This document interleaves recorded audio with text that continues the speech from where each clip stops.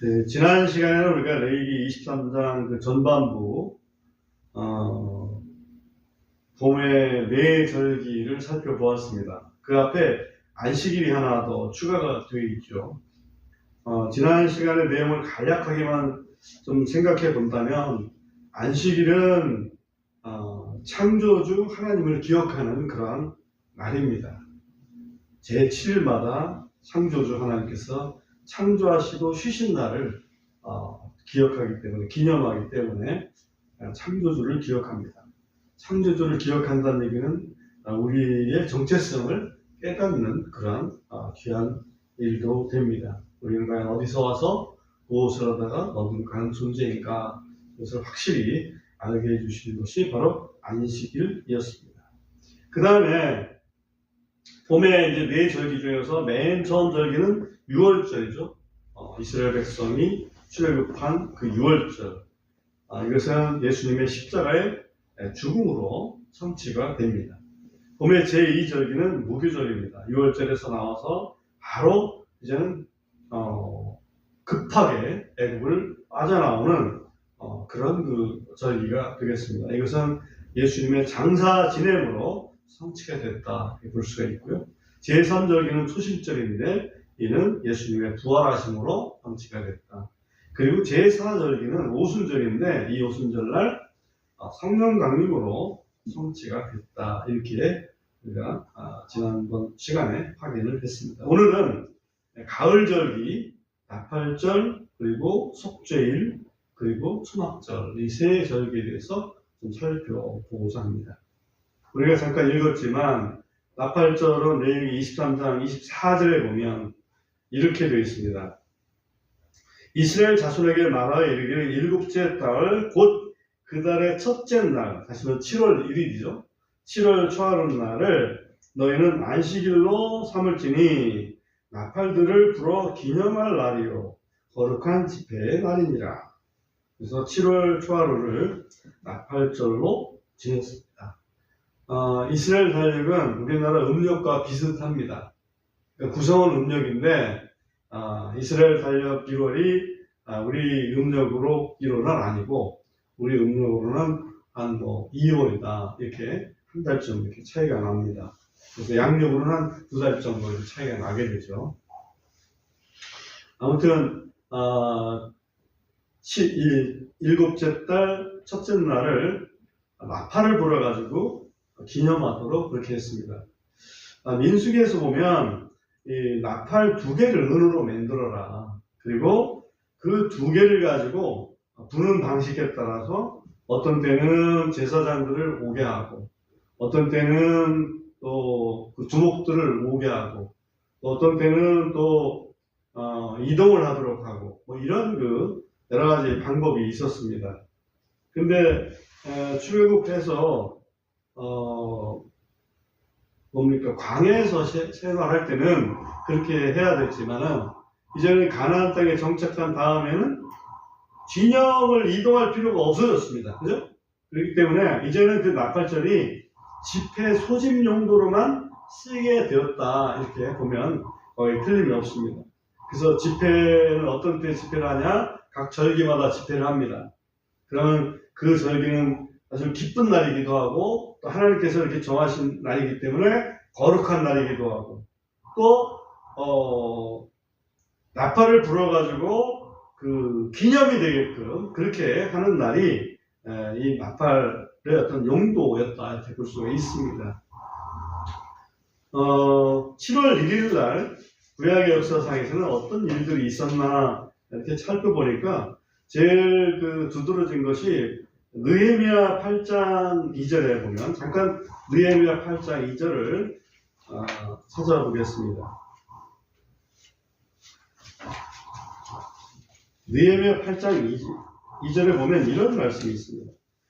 이에 일곱째 달 첫째 날에 제사장 에스라가 남자들과 여자들의 회중과 지각이 있어 들을 만한 모든 자들 앞에 율법책을 가져왔더라. 그래서 일곱째 달 첫째 날, 다시 말하면 지금 나팔절 날이죠. 나팔절 날에 에스라가 율법책을 가지고서 백성들 앞에 낭독하는 그런 일을 벌였습니다.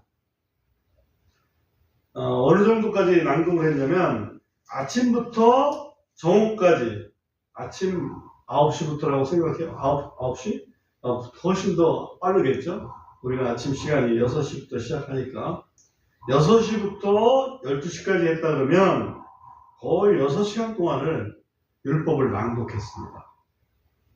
그러면 그 낭독하는 동안에 율법을 듣는 이스라엘 사람들은 물론 거의 애기들은 없었고 들을 만한 사람들이 들었으니까 성인들이라고 보면은 율법책을 이렇게 펼 때 온 백성은 일어섰다 이렇게 되어 있어요. 그래서 율법책을 펼 때 일어서고 그러면 율법책을 읽을 때는 앉았을까? 그건 또 의문이 있습니다만은 아무튼 아침, 낮을, 오전 내내 율법책을 낭독을 했습니다. 낭독을 하면서 중간중간에 레위인들이 각과에 있는 사람들한테 설명도 하고 이런 걸 보면 처음에 이렇게 펼 때 일어섰던 것은 확실한데 그 다음에 계속 일어서 있었는지 앉아 있었는지 그건 잘 몰라요.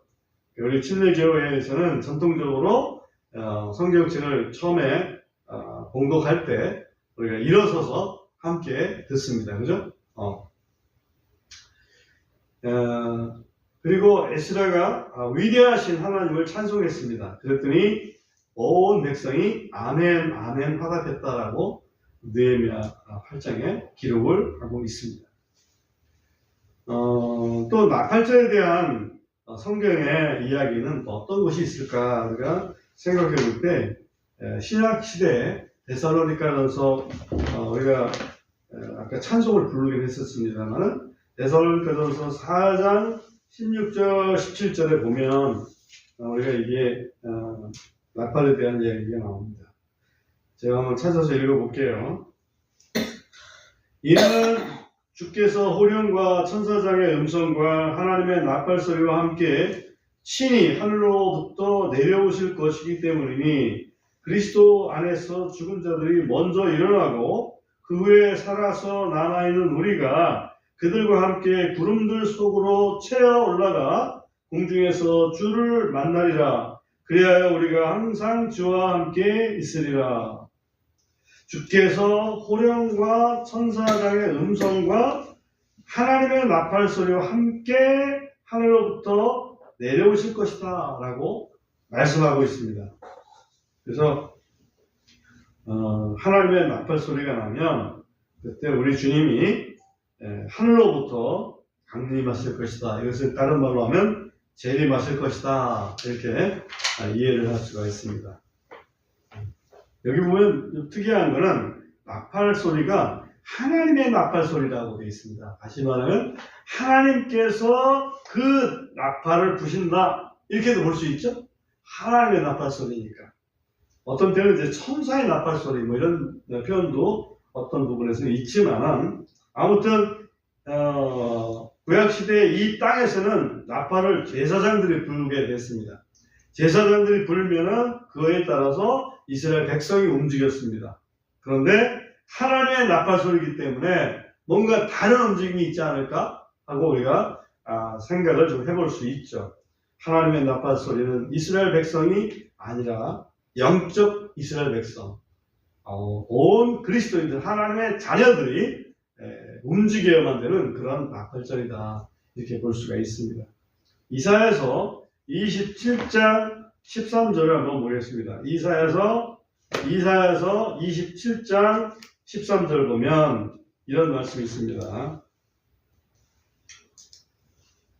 또 그날에 이 일이 일어나리니 곧 큰 나팔 소리가 울리고 아시리아 땅에서 멸망당하게 된 자들과 이집트에서 쫓겨난 자들이 와서 예루살렘의 거룩한 산에서 주께 경배하리라. 여기 보면 이스라엘 백성들이 아시리아 땅에 가 있던 이스라엘 백성들, 이집트 땅에서 쫓겨난 이스라엘 백성들, 그런 백성들이 이 나팔 소리를 듣고 예루살렘의 거룩한 산으로 와서 여호와께 경배할 것이다 라고 되어 있어요.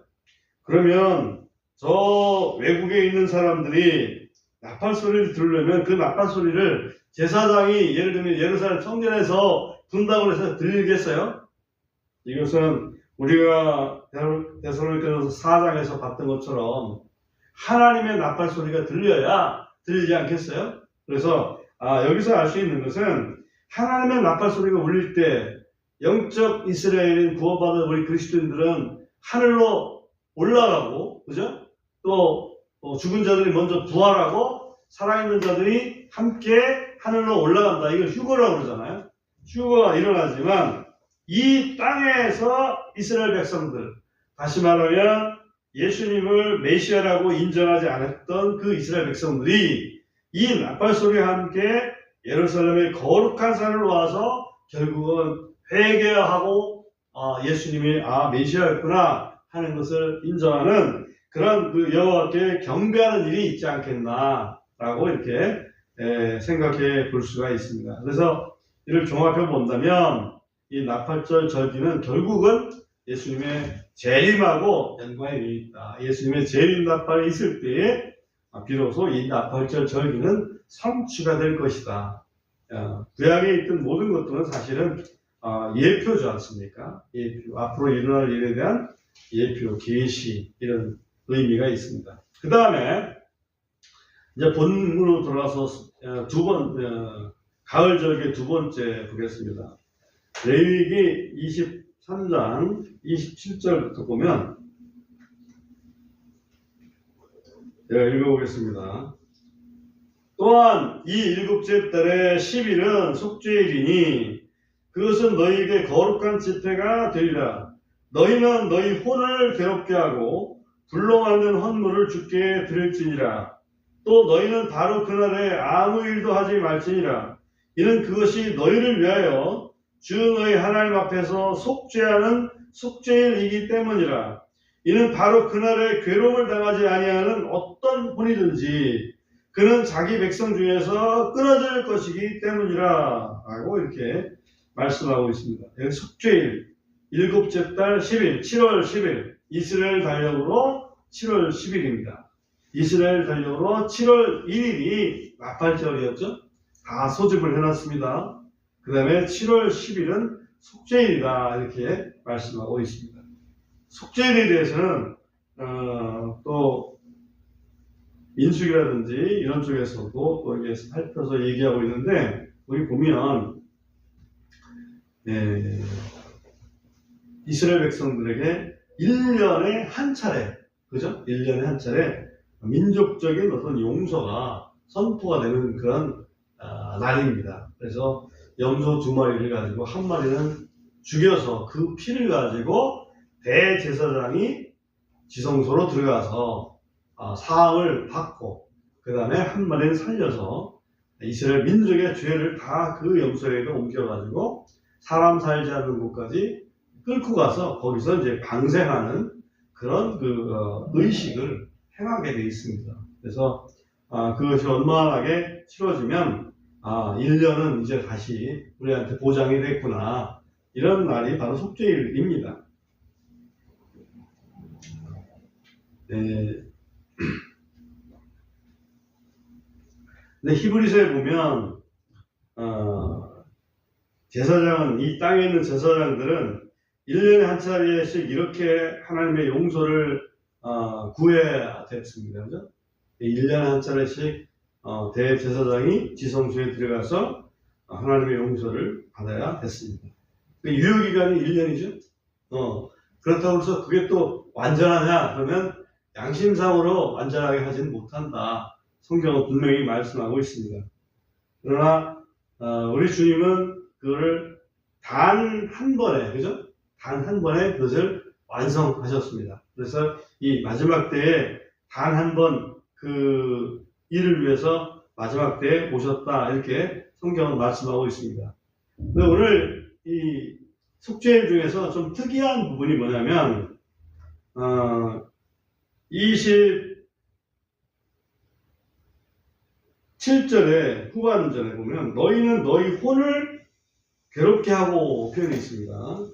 그 다음에 29절에도 보면 이는 바로 그날에 괴로움을 당하지 아니하는 어떤 혼이든지 그는 자기 백성 중에서 끊어질 것이다. 이런 그 엄청난 말씀을 하나 삽입을 해 놓으셨습니다. 그래서 이스라엘 백성들은 속죄일 날 1년에 한 차례씩 7월 11일 날 아무 따먹습니다. 혼을 괴롭게 하려고 금식을 합니다. 만약에 그날 금식을 하지 않고 혼을 괴롭게 하지 않고 즐거워하고 이렇게 하면 그 혼은 이스라엘 백성들에서 끊어버리시겠다라고 이렇게 엄청난 선언을 해 놓으셨습니다. 그럼 혼을 괴롭게 하는 일을 오늘날 우리가 잘 사용하는 용어로 바꿔서 말하면 뭐라고 할 수 있을까요? 회개죠. 그렇습니다. 회개입니다. 그러므로 속죄라는 것은 하나님께서 속죄라는 것을 다 예수 그리스도의 죽으심을 통해서 속죄를 해 놓으셨지만 그 속죄가 우리 것이 되려면 우리에게 꼭 필요한 게 있다. 그게 바로 회개다.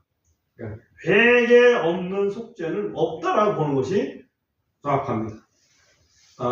그럼에도 불구하고 이스라엘 민족이 예수님을 그리스도로 받아들이지 않았기 때문에 민족적으로는 지금도 말씀드리지만 팔레스타인 땅에 유대인들이 8,900만 정도 있잖아요.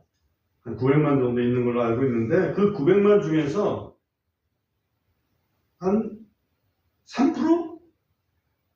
0.3%?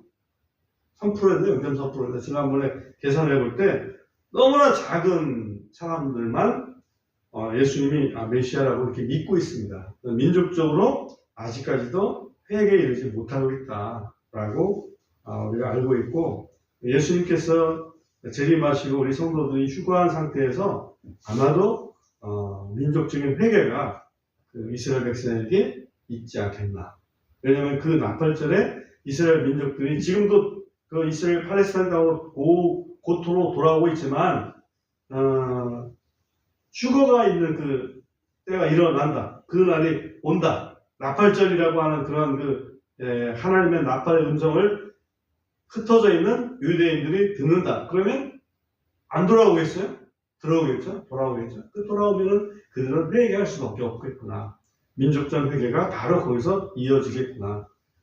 스가랴서 12장 10절 한번 보겠습니다. 스가랴서 12장 10절에 보면 이런 표현이 있어요. 내가 다윗의 집과 예루살렘 거주민들 위에 은혜의 영과 간구의 영을 부어주리니 그들이 자기들이 찌른 나를 바라볼 것이요 그를 위하여 애곡하기를 마치 사람이 자기 독자를 위하여 애곡하듯 할 것이며 그를 위해 빗동해하기를 마치 장자를 위하여 빗동해하는 자같이 하리로다. 은혜의 영, 간구의 영을 하나님께서 이스라엘 백성들 위에 부어주시겠다라고 말씀하고 있습니다. 그렇게 되면은 그들이 자기들이 찌른 나를 그들은 예수님을 찔렀지만 사실은 예수님은 하나님이셨잖아요. 하나님의 아들이셨잖아요. 삼위일체 하나님으로 하나님이었단 말이지. 그러면 그 찌른 나를 바라볼 것이고 그를 위해서 우리가 잘못했구나. 정말 우리를 위해서 그렇게 오셨는데 우리가 잘못했구나 하면서 통곡하면서 회개할 것이다 라는 말씀을 스가랴서 12장 10절에서 이렇게 예언을 해 놓고 있습니다.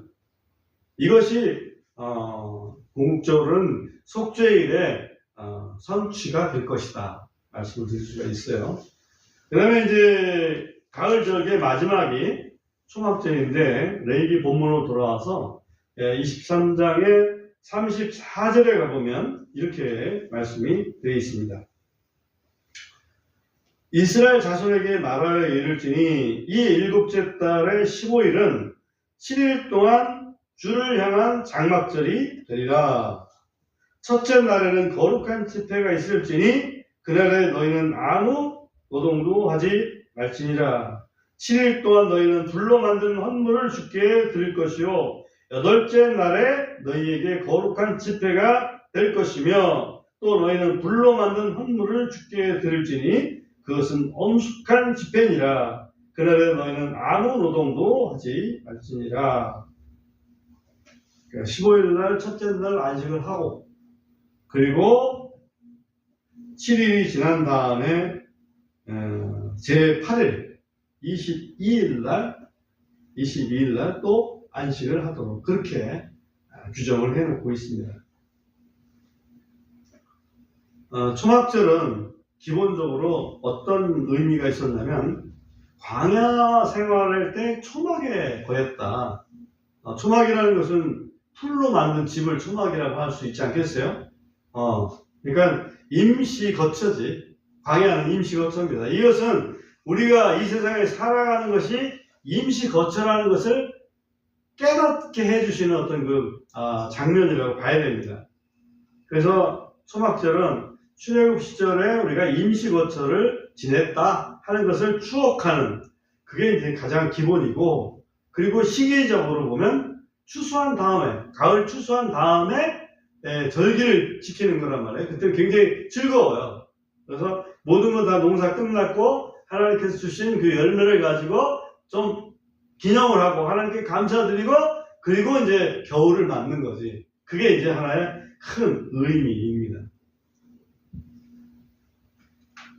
하나님께서 풍성한 결실을 주시는 목적 중에 하나는 어떤 게 있냐면 이웃들을 돌아보라는 데 있습니다. 부자로 살면서 가난한 이웃을 돌아봐라, 그런 뜻입니다. 그리고 신명기 16장을 잠깐 보겠습니다. 신명기 16장 13절 14절을 보면 제가 한번 읽어볼게요.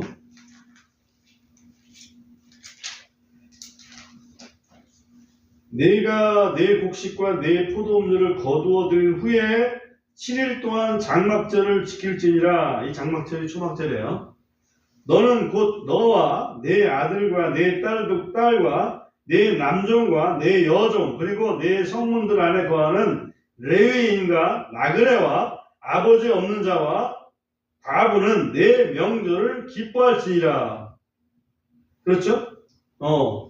주 내 하나님께서 택하실 곳에서 너는 7일 동안 주 내 하나님께 엄숙한 명절을 지킬지니라. 이는 주 내 하나님께서 내 모든 소출과 내 손의 모든 일에서 내게 복을 주실 것이기 때문이니 그러므로 너는 반드시 기뻐할지니라.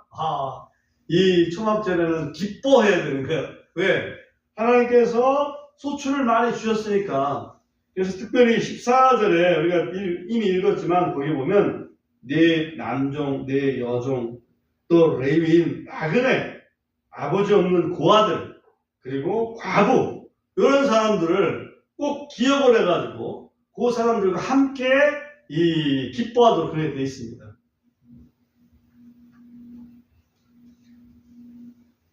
가난한 이웃을 돌아볼 수 있는 여유를 하나님께서 주신다. 그 생명의 양식을 주시는 분은 하나님이심을 기억하고 하나님께 감사드리는 어떤 그 절기가 되겠습니다. 그러므로 이것을 가만히 본다면 이 초막절, 이 장막절은 광야에서 있었나요? 광야에서는 있을 수가 없어. 왜? 광야에서는 농사도 못 졌어. 매일같이 내리는 만나가지고 먹었고, 그 다음에 반석에서 나는 샘물 가지고 먹었습니다. 마셨습니다. 그렇기 때문에 이 초막절은 약속의 땅 가나안 땅에 들어와서 거기서 나는 음식을 가지고 먹을 때 그때 이제 초막절이 이제 지내게 됐습니다. 그러므로 이것은 무엇을 궁극적으로 예표하는 것일까? 언제 이것이 완성되는 것일까? 이것을 차원에서 살펴본다면 이스라엘 민족이 민족적으로 회개한 다음에 그야말로 지금 이스라엘 민족이 흩어진 지가 2000년이라고, 그죠? 흩어진 지 2000년 동안 그 사람들이 얼마만큼 이 세상에서 힘든 생활을 했겠습니까? 힘든 생활을 했어요. 지금 고토로 돌아오고 있잖아. 고토로 돌아오는데 마침 주님이 재림하신다 이거지. 재림하셔서 그들에게 그야말로 영존 구원을 허락하시고, 그리고 새로운 왕국, 그리스도의 왕국, 천년왕국을 시작하시게 된다면 그 이스라엘 백성은 얼마나 기쁘겠습니까? 그것을 이제 예표하는 절기가 바로 초막절이다. 이렇게 볼 수가 있겠습니다. 그러므로 우리가 다시 한번 6월절부터 초막절까지를 한번 정리를 간단하게 해본다면 예수님의 사역과 또 연관지어서 하나님의 시간표와 연관지어서 정리를 해본다면 6월절은 예수님의 죽음, 무교절은 예수님의 장사, 소실절은 예수님의 부활, 오순절은 성령 강림, 나팔절은 예수님의 공중 재림, 속죄일은 이스라엘 민족의 회개, 민족적 회개, 초막절은 그리스도의 천년왕국. 그죠? 딱 떨어집니다. 빨주노초 파나고 레인보우 같이 딱 떨어집니다.